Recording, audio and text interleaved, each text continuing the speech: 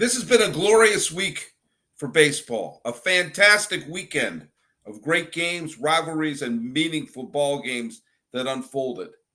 But one event took place that shows why baseball really is the most glorious of games and could potentially lead those who are smart and in charge of the game into the way they could market it and find new fans. What am I talking about? I'm talking about the latest episode of Locked On MLB.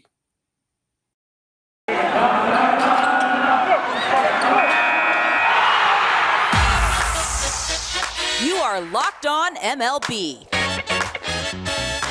your daily MLB podcast, part of the Locked On Podcast Network, your team every day. Hello, baseball fans. Welcome to Locked On MLB, part of the Locked On Podcast Network, where it's your team every day. This is the podcast we talk about baseball all year long, and during the regular season, we talk about it 5 days a week. I am your host. I am podcaster, writer, television producer, comedian, all that stuff. Maybe you've heard me over the last decade podcasting about stuff. I'm your pal Sully. I'm Paul Francis Sullivan, but call me Sully. It's just easier. And by the way, thanks very much for making it your first listen. Follow us wherever you get your podcast. Maybe tell your smart device to play podcast Locked On MLB. I did that at my cousin's home. I was in Delaware last week when I was visiting Philadelphia. By the way, I did the episode where I was on location in Philadelphia, and a couple people wrote some nice things to me about it. Thank you. I had fun doing that. I have a few more on location podcasts to do, but I'm kind of banking some of those because when it comes to like Thanksgiving or Christmas time, and I'm still doing shows every day, or at least 3 or 4 times a week, I like to have a few banked in there so it can, give me a few days off of Christmas, but still give you original shows. I did another one all around Philadelphia, and I did one at a kind of an unusual location, or one that I was not expected to go to. But thanks so much. I read the comments, just so you know. I read the comments, I read the positive comments, I read the negative comments. One thing I've seen some people say to me in the negative comments is they say that I don't like baseball, that I just complain about baseball. I try not to complain too much, but I suppose I do. I suppose a podcast where I come on and say everything is awesome, like the Lego Movie song, might become kind of a dull podcast. It's like being a member of your family is going to be much more critical of you than anybody else, but you still love each other. And everything that I have to say about baseball that is in a critical manner is to improve the game, improve the experience of watching, improve the experience of interacting with it, and most importantly, improve taking away the free runner on second base and extra innings. But I'm telling you, I love baseball, and I'm going to talk all about how much I love it, because there's some things, as I mentioned in the tease, that inadvertently, maybe unintentionally, maybe by totally accident, showed ways that we could spread baseball, the gospel of baseball, the love of baseball to more people. I'm in California, and California is a big baseball state because there's a lot of year-round baseball play here. That's why a lot of good players come out of California, because they can play it in the middle of November, they can play it in the middle of January, and there's a lot of excitement here because the Dodgers just can't seem to lose. I may have to check the score. I'm recording this before all the games ended on Sunday. It's the 14th of August. I think I'm going to drop this on Sunday too. I'm going to record with Millard a little bit later. Maybe that'll what we drop on Monday. I don't know, but the fact of the matter is there's a lot of excitement. I meet a lot of young kids who are baseball fans here, but we need to find ways to spread the game a little more, and especially to spread the game now. This is when baseball is at its best, absolutely at its best, because you have games of consequence. You have games that mean something. You can no longer say it's early. Like a magic eye drawing, which you stare at and the picture starts to emerge from it. We're starting to see that with the pennant races, and we're starting to see that with teams that are undoubtedly go into the postseason, but need to sort of, for the lack of a better word, give themselves a little bit of a tune-up or a little bit of a shakedown. The Baltimore Orioles and the Tampa Bay Rays keep going back and forth and back and forth. One is a wild card team one day, the other is a wild card team the other day. And you look at the Orioles, and it's like, man, they're just a couple of players away. You look at it, they're a couple of players away from being like a real legit pennant contender. Here are two players I think they should maybe do their best to try to acquire, because I think it will make them, even better if they're going down the path of trying to win a pennant this year. If there's any way they can find out how to acquire Trey Mancini of Houston, oh man, he would be a perfect fit in his team right now. And their bullpen could use another arm. And the Twins have a reliever by the name of, what was his name again? Oh yeah, Jorge Lopez. I'm going to keep harping on that. I know I've said it before. I know I'm recycling some of the snarky comments I make, but man, oh man, I can't believe that they made those trades, because they could really use those players now. But that's neither here nor there. The Orioles will put together some really exciting games. We saw on Sunday one of the great things about baseball, one of the things that I don't think any other sport can ever match, which is the moment when you start paying attention to a kind of obscure game, a game that isn't even on your radar. And suddenly it becomes not just a game for you to flip to on your, on my phone or whatever device you're going to be listening to it, but suddenly baseball Twitter goes aflutter. And you're like, quick, check it out. Check it out. And that happened this afternoon when Baltimore took on the Tampa Bay Rays. And Drew Rasmussen was pitching a perfect game into the ninth inning. I really can't think of another scenario of a sport that could have a similar moment. That you have a game that you are, not paying attention to. Maybe not. I'm not a Tampa Bay fan. I'm not a Baltimore fan. I have no ill will towards it. I'm actually kind of sort of indifferent to both teams. I don't really care what happens to either club. I think it's a nice story if either one of them wins. And to look up and you see the Rays, they're not even throwing their ace. Their ace is McClanahan. And they're throwing Drew Rasmussen. And Drew Rasmussen is not a huge innings eater. He's not like, McClanahan has thrown the most innings. He's at 134. But, Rasmussen is poking away. And he took a perfect game into the ninth inning. Now, the Orioles got a leadoff hit. I think it was Mateo got the leadoff hit, and then he came around. So eventually he didn't even there wasn't even a shutout. He didn't even get the complete game. But baseball can take a game that you're not paying attention to, and suddenly all eyes go to it. All eyes lock onto it. Part of that has to do with a pitcher, how the pitcher can take control of the game. The thing and this is not me complaining about baseball. This is not me being old man Sully. This is me pointing out some of these elements of baseball that I don't want to see lost.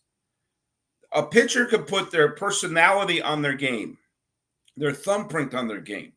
And one of the dangers of making sure they don't pass 2 innings, 2 rounds through of the lineup. They steal the lineup twice. Well, then after that, the batting average goes up and the OPS goes up. So then you bring in the parade of relievers. The parade of relievers bore me. The parade of relievers don't give the game personality. The beauty of baseball many times is you can have a bad team suddenly becomes favored based upon who's on the bump. And you see that. You saw that when Burns was taking on Wainwright the other day in what could have been the game of the weekend.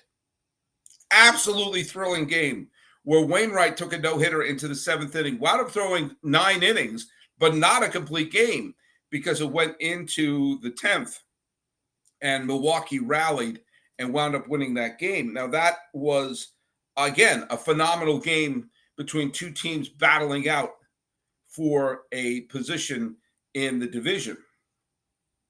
But it makes you turn to these games. That was another game that if you were not a Milwaukee fan, you were not a St. Louis fan, but Twitter goes all aflutter. Got to turn on the Brewers-Cardinals game. Suddenly that becomes must-watch television or must-watch film. Now, again, this is all about drama on the field. This is all about drama among the players and the pennant race and everything like that. But that's not what I'm talking about in terms of the best moment that happened over the weekend, the dramatic moment over the weekend, and the thing that could unlock what baseball needs to do to find new fans and everything, to give them that little bit of energy, as if you're biting down on something and suddenly everyone's puffs up. Kind of like when you try the Built Bar Puffs. If you haven't tried a Built Bar Puff, you're depriving yourself of one of the greatest joys in life. And guess what? There is a new flavor. Delicious, indulgent cookie dough covered in chocolate. That's right. Built has done it again. Cookie dough chunk puff.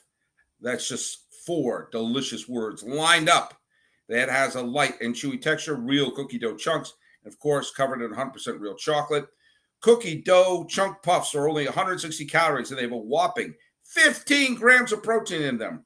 Run, don't walk to Built.com and snag a box for you and for the family. And guess what?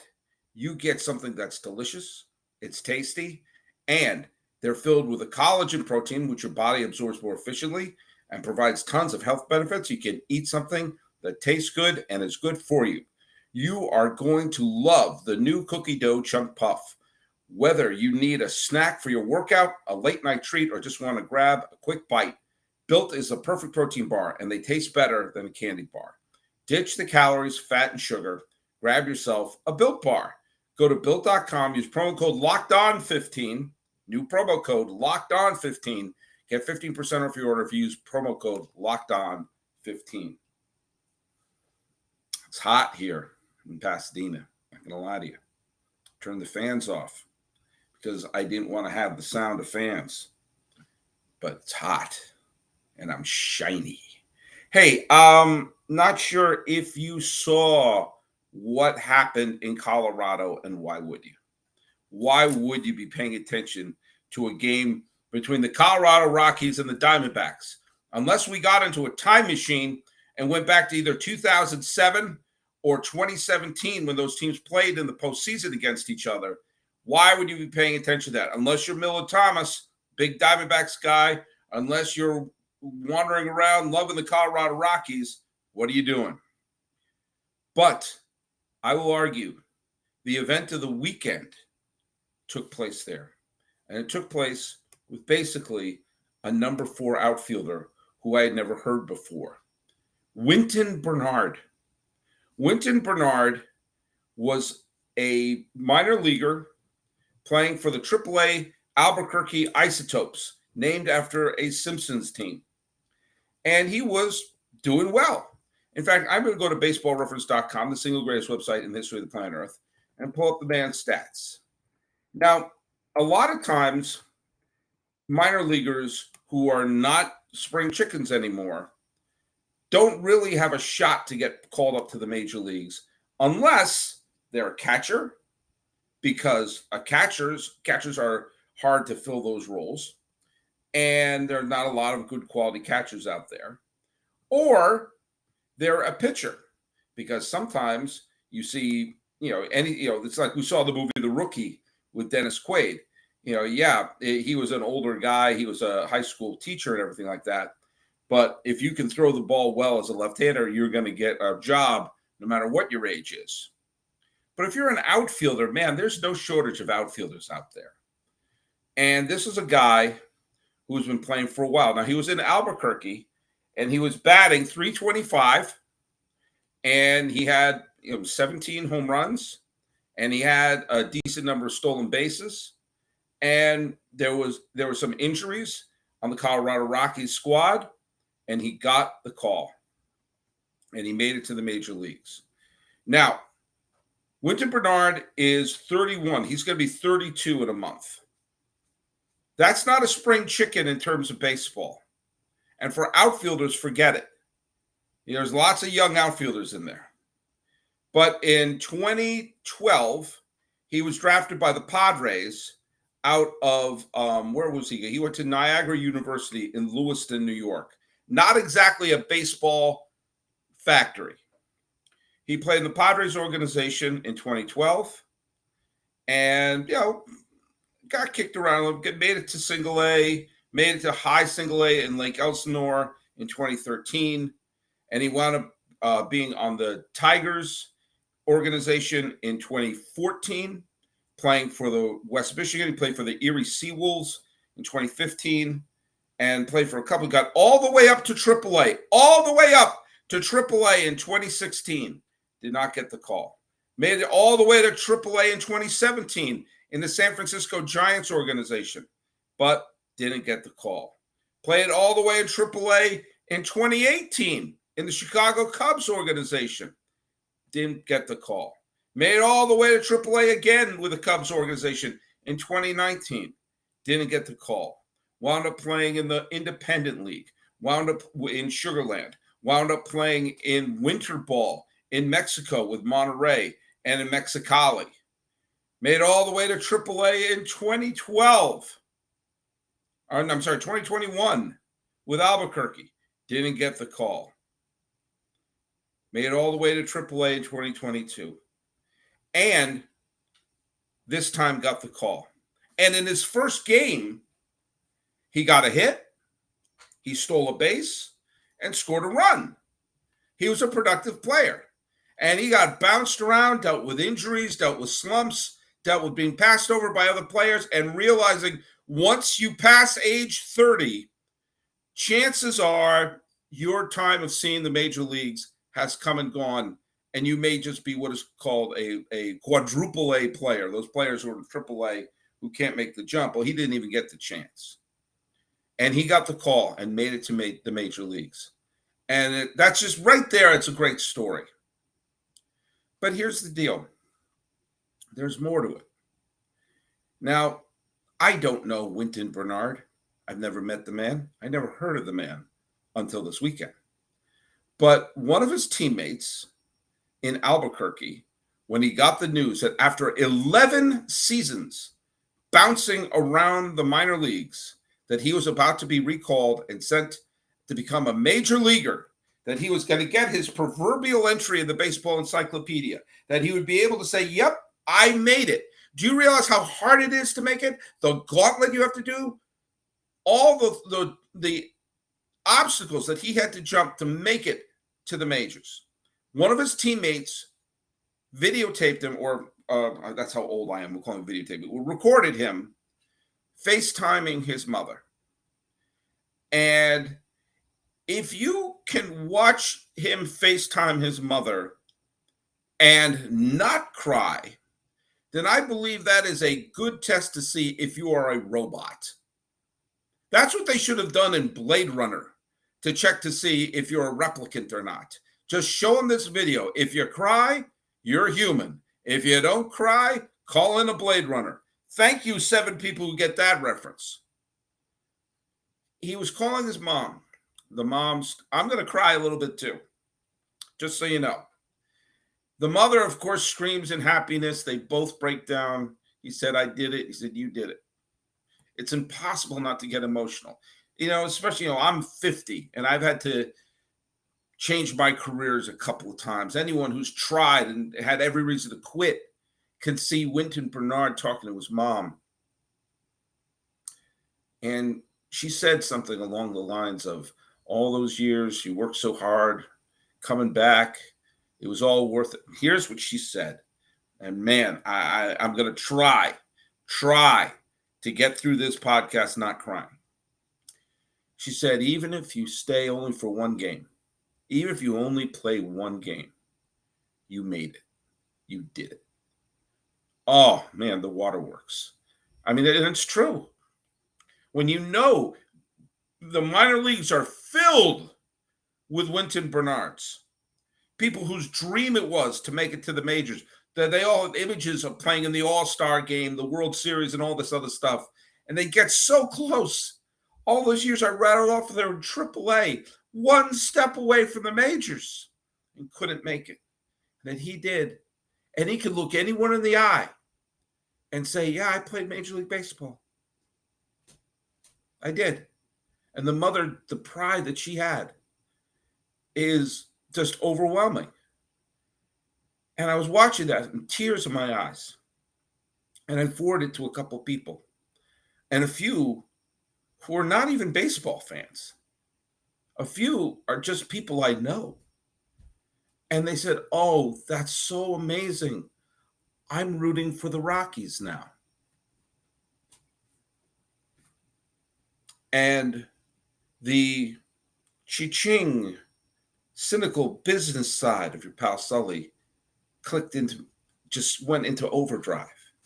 And I thought about something that someone asked me on another podcast many years ago, and I may have mentioned on an episode of this show, Locked On MLB, which is part of the Locked On Podcast Network, where it's your team every day. I may have said something along those lines of what I'm about to say in the third segment. And it was about selling. It was about finding the way to get people to follow the game and have the game make a little more money.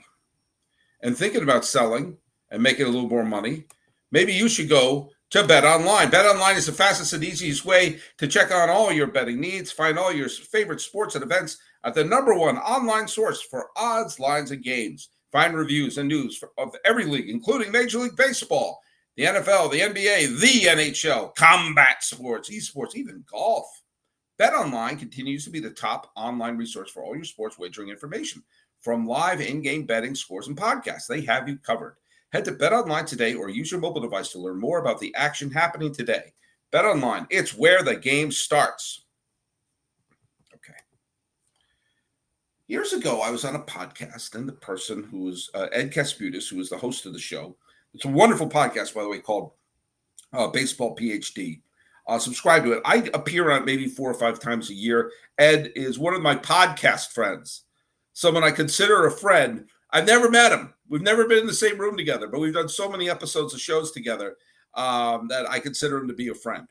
You know, I've lots of Stacy Gotsulias is that way. I've known Stacy for years in the podcast world, but we've never been in the same room together. So we'll follow her show, which is Locked On Yankees. Follow Ed Kasputis, which is Locked On, not Locked On. She's not Baseball PhD. Really fun podcast. Anyway, Ed asked me a question a couple of years ago, and he said, what would you do to try and make baseball more appealing to people who don't follow baseball? And I think he was expecting me to say, speed up the game, get the pitch clock, do the this, do the that. And I said to him, find human interest stories that will tug at people's heartstrings. And he said, really? I said, yeah, really. Think about when you watch the Olympics. If you watch the Olympics, you will get into them. I get into them every time. I'm a sucker for them. Every time they're on, I get into them. And what gets you into them? Is it your love for curling? Is it because you love the shot put? Are you on your fantasy relay team? No. It's the human interest story. It's the stories behind the scenes. When they went to, where was it? Was it Lillehammer? Where was it where they had the, what was it, the Tanya Harding, Nancy Kerrigan thing? Why did that get like primetime ratings, like superstar ratings? Why did that go through the roof? Was it because everyone loves the ice skating? Or were they into the story, the drama behind it? Now, that, of course, was, a true crime podcast type of stuff. But most of the time it was, here's someone from a small village in Moldova, and their father was born with no hands. There's some human interest story that pulls you in, that makes you root for the 5th person on the bobsled crew. Why do we all get into the Jamaican bobsled crew, or this great character, that great character? Because they find something to tug at your heart. Why did Jim Abbott become someone that people who didn't even follow baseball, their jaws were dropping? Because there's a human interest story that this guy was born without a hand. And not only was he a pitcher, for a few years, he was one of the best in the American League. He was a Cy Young contender a couple of times. I know at least once, and threw a GD no-hitter. It wasn't a sympathy case. He went right from the University of Michigan to the major leagues and did very well, thank you very much. Those human interest stories. You get the emotion behind it. When I showed that to someone, they said, oh, I'm going to root for the Rockies now. That unlocked the Stargate for me. How many more references from movies that really don't have any relevance right now am I going to make through sci-fi references from the 80s and 90s? I don't know. The day is young. But baseball needs to tap into that. What was happening with the story regarding Wynton Bernard was everything they wanted to recapture in the Field of Dreams game. People want the narrative. People want to have the thing pulling at your heartstrings because at its core, baseball is a game based upon storylines and tugging at heartstrings. It's why people loved and rewatched the Kirk Gibson home run over and over and over again because of the story behind it, that he was too hurt to play. And the great director of NBC Sports put that graphic on saying Dennis Eckersley hasn't allowed a home run since August 15th or whatever it was, before the home run was hit. But when we know more about the people behind the sport, we need to find the funny ones. Brian Wilson became a sensation for a while because he was a goofball. You have Joey Votto as that same person.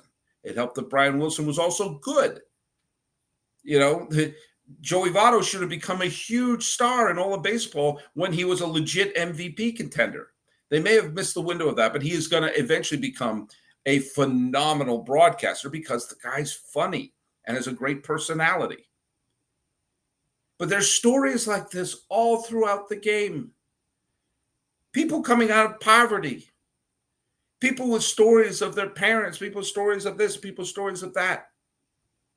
And when you have a moment, when you see someone as obscure as Wynton Bernard, and I, for one, have no clue what he is going to do as a player long-term in baseball. He may only play a dozen games and never be seen again. That's a dozen games more than me, dozen games more than you, chances are, unless Sean Doolittle's listening today.